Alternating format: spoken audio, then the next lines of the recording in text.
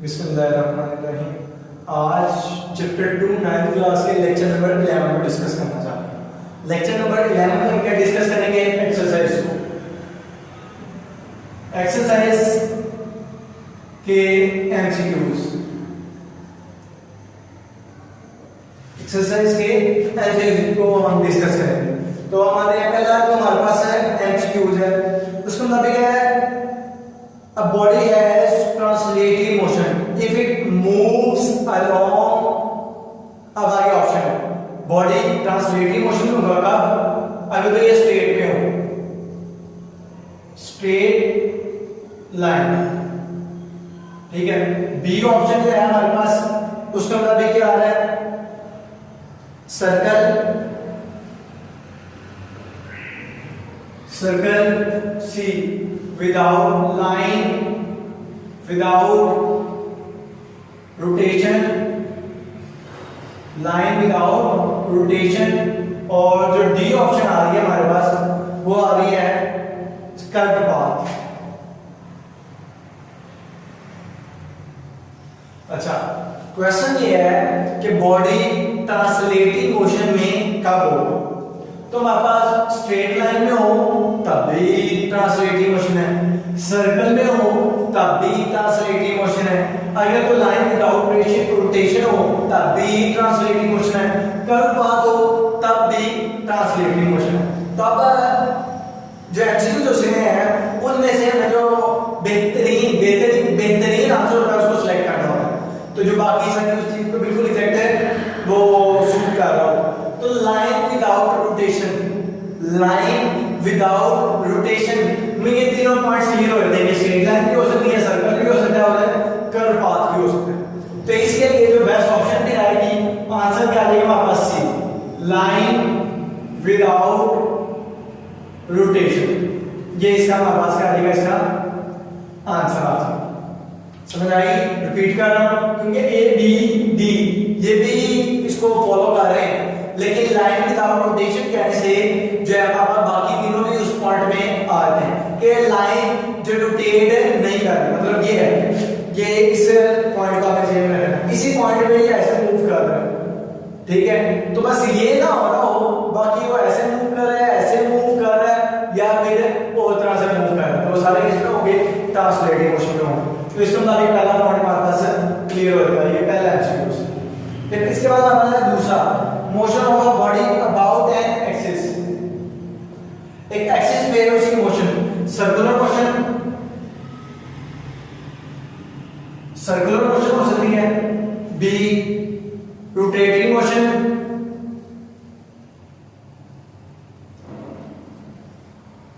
और सी, vibrating motion और random motion. Vibratory और रैंडम। हमारे पास जो ऑप्शन आ रही है कि हमारे पास क्वेश्चन ये है कि हमारा बॉडी जो है एक्सिस के मूव कर रहा है, तो वो कौन सी डेफिनेशन होगी? वो सर्कुलर मोशन होगा, रोटेटिंग मोशन होगा, वाइब्रेटरी या रैंडम। अब अगर हम आते हैं सर्कुलर, सर्कल होता है ये मूव करना, सर्कुलर पाथ है, ये ओरिजिन है, ओरिजिन के गिर्द कोई बॉडी मूव कर रहा है, ये हमारे पास क्या है? Circular motion. वाइब्रेटिंग मोशन क्या है कि एक पॉइंट के नीचे जो मीन पोजीशन है इससे आगे पीछे मूव करना या फिर ये मूव करना, ये वाइब्रेटिंग मोशन है। रैंडम मोशन नाम से पता लग रहा है इरेगुलर मोशन, बेतरतीब, कभी इधर, जिस तरह कोई चेंज परिंदे शरारत वगैरह मूव करते हैं। अब आता है रोटेटिंग मोशन। रोटेटिंग मोशन की अगर हम डेफिनेशन देखें तो उसके मुताबिक वो मोशन जो अपने एक्सिस के गिर्द मूव कर रही है, तो उसके मुताबिक आप ऑप्शन क्या आ जाएगी इसकी कि आंसर क्या हमारे पास है? B, rotating motion.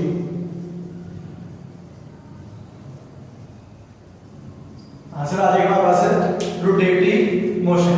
हमारे पास तीसरा जो एमसीक्यूज है उसके मुताबिक क्या आ रहा है हमारे पास? Which of the following is a vector quantity.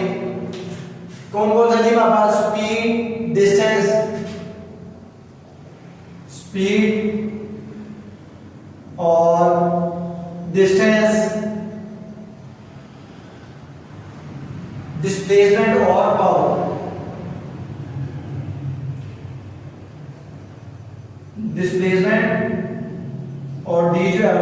Pass power. अच्छा स्पीड हमने पढ़ा हुआ है कि हमारे पास क्या है, स्पीड में डायरेक्शन के बारे में इंफॉर्मेशन नहीं देती। एक बॉडी मूव कर रहा है, एक बॉडी मूव कर रहा है, वो कितनी स्पीड से मूव कर रहा है हमें ये नहीं पता कि वो किस तरफ को मूव कर रहा है, वो स्पीड है तो मतलब डायरेक्शन जरूरी नहीं है, तो ये स्केलर क्वांटिटी। डिस्टेंस एक बॉडी ने कितना जो है डिस्टेंस मतलब जो लेंथ है वो कवर की है, कितनी उसने लेंथ है कवर की है दो पॉइंट्स के दरमियान में, वो क्या डिस्टेंस किस डायरेक्शन में की है मैटर नहीं करता, तो हमारे पास ये भी स्केलर। अब डिस्प्लेसमेंट किसी स्पेसिफिक डायरेक्शन में शॉर्टेस्ट डिस्टेंस, शॉर्टेस्ट डिस्टेंस के साथ भी आ रहा है स्पेसिफिक डायरेक्शन में, तो वो डायरेक्शन का कांसेप्ट आ रहा है, तो फिर हमारे पास डिस्प्लेसमेंट क्या होगा, वेक्टर होगा। पावर कि हमने किसी बॉडी के ऊपर कितना वर्क किया है कितने टाइम में, डायरेक्शन का कांसेप्ट है नहीं, तो इस लिहाज से हमारा वर्क भी पावर भी स्केलर है। तो हमारे पास सिर्फ और सिर्फ जो आ रहा है आंसर सी डिस्प्लेसमेंट जो है वो एक वेक्टर क्वांटिटी। अब मैंने नेक्स्ट स्टेप जब किया मैं वेक्टर में लिखा तो इसको क्यों डिस्कस किया, क्योंकि हो सकता है कि ये इससे भी बेस्ट आंसर हो, जिस तरह से भी हमने पीछे देखा है कि अगर हम इन चारों पॉइंट्स को देखें तो भाई ये बाकी तीन ना हो, चारों में से कोई एक भी हो तो उसको टिक कर सकते हैं, लेकिन बेस्ट आंसर हमारे पास है सी है, तो इसलिए हमने सी को टिक किया। तो अब हमारे पास जो है नेक्स्ट चौथा पॉइंट जो है एमसीक्यू, उसके अंदर क्या पूछा जा रहा है, ऑब्जेक्ट मूव कर रहा है कांस्टेंट स्पीड से, ऑब्जेक्ट मूव कर रहा है कांस्टेंट स्पीड से, टाइम डिस्टेंस टाइम ग्राफ, एक जो ग्राफ है हमारे पास कांस्टेंट टाइम ग्राफ है अलोंग द टाइम एक्सिस। अब मैं पहले उसकी ऑप्शंस ले लूं, अलोंग टाइम एक्सिस एक ऑप्शन, बी ऑप्शन है हमारे पास अलोंग डिस्टेंस एक्सिस,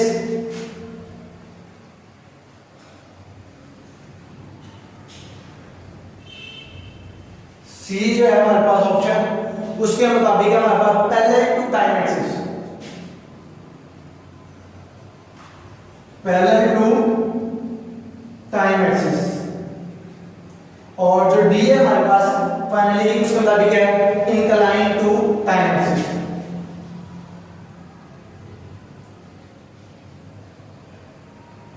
अब क्वेश्चन को रिपीट करता हूं फिर उसके मुताबिक मैं ऑप्शंस को डिस्कस करता हूं। अब क्वेश्चन ये है हमारे पास एक स्ट्रेट लाइन में बॉडी जो है मूव कर रहा है कांस्टेंट स्पीड से, बॉडी मूव कर रहा है किससे कांस्टेंट स्पीड से, कि स्पीड बॉडी की चेंज नहीं हो रही, तो फिर हमने ग्राफ मतलब लिया स्पीड टाइम ग्राफ, ग्राफ क्या है स्पीड टाइम ग्राफ। अब स्पीड टाइम ग्राफ में हमें शो ये करना है कि स्पीड कांस्टेंट हो, स्पीड क्या हो कांस्टेंट, तो उसका तरीका अगर हम देखते हैं तो हमारे पास स्पीड कांस्टेंट हो, स्पीड चेंज ना हो रही हो, तो अगर हम इस तरफ को मूव करते हैं, इस तरफ को मूव करते हैं, इसका मतलब स्पीड चेंज नहीं हो रही, टाइम स्पेंड होता जा रहा है गुजरता जा रहा है, स्पीड क्या है कांस्टेंट है, तो उसके मुताबिक हमारे पास ये मकसद नहीं है कि स्पीड कांस्टेंट है, ये था हमारा क्वेश्चन ये है कि जो लाइन आ रही है इन चारों ऑप्शन में से कौन सी है, टाइम एक्सिस के अलोंग है नहीं, अलोंग डिस्टेंस एक्सिस है, डिस्टेंस एक्सिस के अलोंग भी नहीं है, parallel to time axis, parallel to time axis, तो हमारे पास करेक्ट ऑप्शन आ रही है वो क्या आ रही है पैरेलल टू टाइम एक्सिस, हमारे पास करेक्ट ऑप्शन आ रही है वो क्या आ जाएगी ये आ रही पैरेलल टू टाइम एक्सिस, ये हमारा ऑप्शन है करेक्ट। अब इसके बाद जो नेक्स्ट आ रहा है हमारे पास MCQ नंबर 5।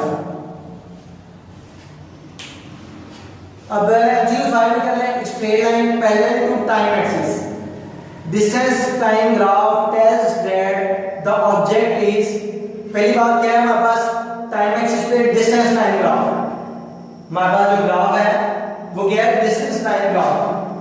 अब डिस्टेंस टाइम ग्राफ का आंसर पहले क्या करते हैं ऑप्शंस को यहां पे लिख देते हैं ताकि हमें उसके बाद उसका आंसर लिखने में आसानी हो। पहली ऑप्शन है हमारे पास moving with constant speed, moving with constant speed, ठीक है ए बी ऑप्शन क्या है हमारे पास, at rest, B at rest, moving with क्या है, मूविंग विद कांस्टेंट स्पीड, और बी ऑप्शन क्या है, एट रेस्ट। अब सी ऑप्शन क्या है हमारे पास, moving with variable speed, moving with variable speed, और डी ऑप्शन क्या है हमारे पास जी, इन मोशन। ठीक है, अब क्वेश्चन को एक बार दोबारा डिस्कस करते हैं। एक स्ट्रेट लाइन पैरेलल है टाइम एक्सिस के, पहले बनाते हैं डिस्टेंस टाइम ग्राफ, जो कि उसने कहा हो हमारा जो ग्राफ है वो कौन सा है, डिस्टेंस टाइम ग्राफ, डिस्टेंस और टाइम का ग्राफ। अब एक straight line parallel to time axis, straight line parallel to time axis, straight line parallel to time axis है। तो फिर इस टाइम हमें बताना है कि ग्राफ किस कंडीशन में, डिस्टेंस तक पहली बात डिस्टेंस टाइम ग्राफ है, जो लाइन वो है उसकी ड्रा की हुई वो पैरेलल टू टाइम एक्सिस है। अब हमें इसमें से बताना है कौन सा ऑप्शन बेस्ट है, मूविंग विद कांस्टेंट स्पीड। अब कांस्टेंट स्पीड नहीं है क्योंकि डिस्टेंस कवर नहीं हो रहा, यहां से ग्राफ से समझ आ रहा है डिस्टेंस कवर नहीं हो रहा, टाइम नहीं पता, डिस्टेंस कवर नहीं हो रहा, टाइम तो स्पीड की तो बात ही नहीं, स्पीड है नहीं। फिर उसके बाद बॉडी रेस्ट में, तो बॉडी क्या हमारे पास है, रेस्ट में, क्योंकि टाइम गुजरता जा रहा है, डिस्टेंस कवर नहीं हो रहा, तो बॉडी किस में आ जाएगा, तो रेस्ट में आ जाएगा हमारे पास। फिर इसके बाद ऑप्शन एमसीक्यू नंबर 6, एमसीक्यू 6 में स्पीड टाइम ग्राफ जो है उन्होंने बनाया हुआ है। ठीक है, जो ग्राफ है उसी को ड्रा करते हैं, 15 मीटर पर सेकेंड स्पीड है। ठीक है, और टाइम कितना है जी हमारे पास, 10, ये हमारे पास टाइम है, ये हमारे पास स्पीड है, इस तरफ टाइम इस तरफ स्पीड। अब जो लाइन आ रही है हमारे पास वो इधर से इधर आ रही है कि हमारे पास इनिशियल स्पीड क्या है 0, मैक्सिमम स्पीड क्या है ये जी। अब इसको हमने क्या करना है, सॉल्व करना है। अब इसमें जो ऑप्शंस नहीं है उसके मुताबिक हमारे पास एक्सेलरेशन 1.5 है, या फिर कांस्टेंट स्पीड जो है उसकी 7.5 है, या फिर हमारे पास डिस्टेंस 75 मीटर है, या फिर जो स्पीड है उसकी एवरेज 15। तो सबसे पहले अगर हम देखें हमारे पास एक्सेलरेशन का फॉर्मूला a क्या होता है, vf माइनस vi और t। अब हमें देखना है यहाँ पे कि फाइनल वेलोसिटी क्या है हमारे पास, फाइनल वेलोसिटी हमारे पास है क्या, बॉडी ने स्टार्ट कहां से किया, यहां से, बॉडी ने स्टार्ट कहां से किया, यहां से, वो किधर को आ रहा है, नीचे को आ रहा है, यहां से स्टार्ट किया तो हमारे पास उसके मुताबिक क्या होना चाहिए, जो स्टार्ट किया है नीचे वेलोसिटी, तो नीचे वेलोसिटी क्या देगी 15 माइनस, तो फाइनल वेलोसिटी क्या होगी, नीचे बिल्कुल एंड पे आ गया। तो यहाँ पे वेलोसिटी क्या होगी, यहाँ से यहाँ पे आना पड़ेगा, क्योंकि वेलोसिटी को कंपैरिजन करने के लिए हमें y एक्सिस पे वेलोसिटी एक्सिस पे आना पड़ेगा। तो उसके मुताबिक हमारे पास जो फाइनल वेलोसिटी क्या होगी वो क्या होगी 0, और टाइम कितना है, यहाँ से यहाँ तक टाइम कितना है 10 सेकंड। तो उसके मुताबिक अगर हम इसको सॉल्व करते हैं तो -1.5 मीटर पर सेकंड स्क्वायर आ गया। तो हमारा एक्सेलरेशन क्या आएगा 1.5 मीटर पर सेकंड स्क्वायर। तो हमारा जो ऑप्शन है बेस्ट वो कौन सी आ रही है, इसमें किसमें आ रहा है, ए ऑप्शन जो है वो ठीक है, बाकी को मैं नहीं लिख रहा। ठीक है, अब 7 के बाद 6 के बाद 7 में स्पीड टाइम ग्राफ है हमारे पास। ठीक है, स्पीड टाइम ग्राफ है हमारे पास, तो इसमें से हमें बताना है यूनिफॉर्म एक्सेलरेशन कौन सा शो कर रहा है। तो पहला जो हमारा ग्राफ है उसके मुताबिक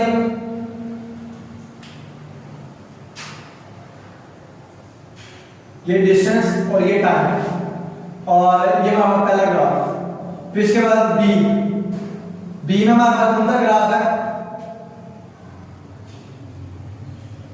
ये डिस्टेंस और टाइम।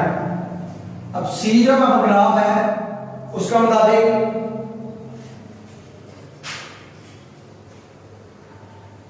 ये वेलोसिटी और टाइम।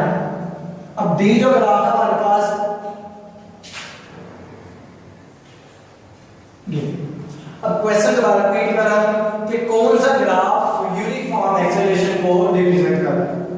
यूनिफॉर्म एक्सेलरेशन मींस कि वेलोसिटी चेंज हो रही है लेकिन एक तरतीब के साथ चेंज हो रही है।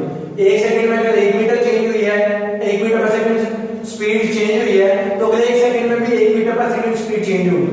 अगर 1 सेकंड में 2 मीटर पर सेकंड स्पीड चेंज हुई है, अगले 1 सेकंड में भी 2 मीटर पर सेकंड स्पीड चेंज होगी। तो ये यूनिफॉर्म एक्सेलरेशन होगा।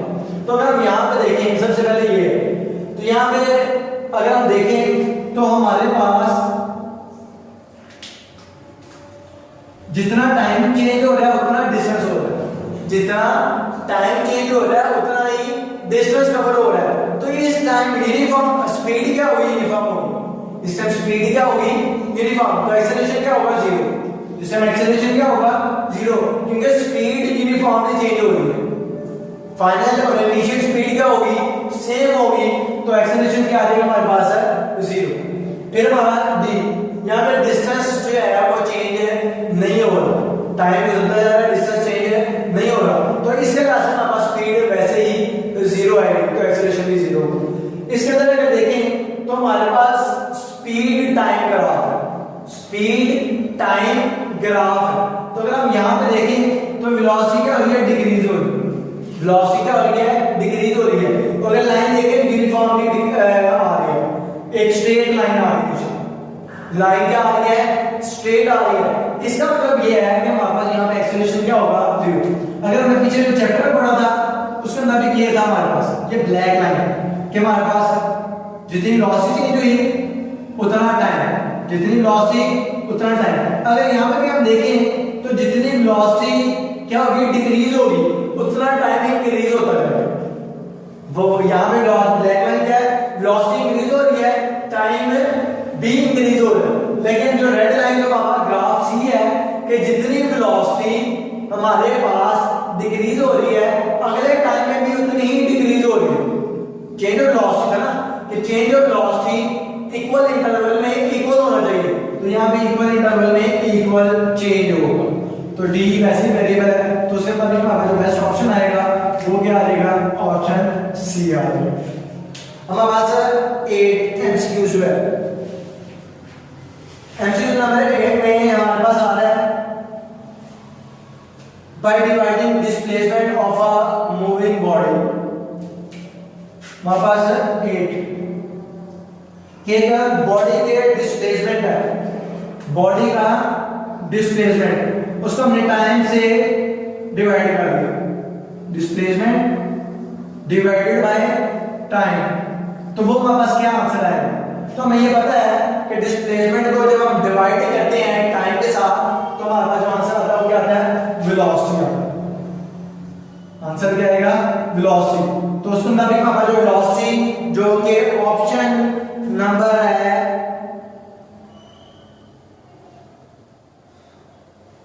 8वां,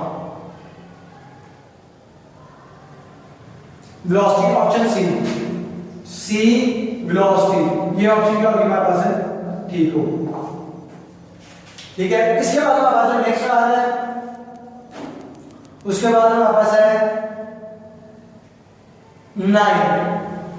इसके बाद कौन सा है हमारे पास है 9 ऑप्शन। अब 9 के अंदर है कि एक गेंद को ऊपर की तरफ फेंका गया है, उस टाइम उसकी स्पीड क्या होगी। ये मैंने ऊपर को फेंका, ये ऊपर को क्या स्पीड क्या होती जाएगी, कम होती जाएगी, स्पीड क्या होती जाएगी, कम। तो एक टाइम आएगा स्पीड कम होते क्या हो जाएगी, 0 हो जाएगी, स्पीड क्या हो जाएगी 0। तो फिर जब नीचे को आएगा तो स्पीड बढ़ना शुरू होगी, लेकिन पहले वो क्या होगी, रेस्ट में बॉडी आएगा। जब बॉडी रेस्ट में आएगा इसका मतलब क्या होगा, तो इसकी स्पीड क्या हो जाएगी हमारे पास है 0 हो जाएगी। तो ऑप्शन बी के मुताबिक हमारे पास जो स्पीड हो जाएगी वो 0 हो जाएगी। अब ऑप्शन नंबर 10 के मुताबिक पोजीशन में तब्दीली, पोजीशन में तब्दीली, एक बॉडी मूव करता है, एक बॉडी मूव करता है यहां से यहां पे आया, मैंने क्या किया डिस्टेंस कवर की, मैंने क्या कवर किया डिस्टेंस कवर की। डिस्प्लेसमेंट भी हो सकता है, लेकिन अगर उसको थोड़ा सा मॉडिफाई किया जाए कि shortest distance, shortest length in specific direction, तो वो नहीं है। तो हमारे पास उसके मुताबिक सिर्फ जो बताया गया है पोजीशन में तब्दीली या जो हमारे पास चेंजिंग पोजीशन में आ रही है उसके मुताबिक क्या आएगा हमारे पास ऑप्शन डी डिस्प्लेसमेंट डिस्टेंस, वो क्या आ जाएगा हमारे पास डिस्टेंस आ जाएगा। अब इसी तरह से हमारे पास 11 एमसीक्यू जो है वो क्या है हमारे पास, उसके मुताबिक है कि ट्रेन की स्पीड जो है 36 किलोमीटर पर आवर, ट्रेन की जो स्पीड है 36 किलोमीटर पर आवर है, हम इसको मीटर पर सेकंड में लेके जाते, स्पीड कितनी है हमारे पास 36 किलोमीटर पर आवर, किस में लेके जाना चाह रहे हैं हम मीटर पर सेकंड। अब किलोमीटर से मीटर में आएंगे और आवर से सेकंड में, किलोमीटर से मीटर में आने के लिए हम क्या करेंगे 36 को मल्टीप्लाई करेंगे 1000 के साथ, किलोमीटर से मीटर में आने के लिए 1000 से मल्टीप्लाई किया।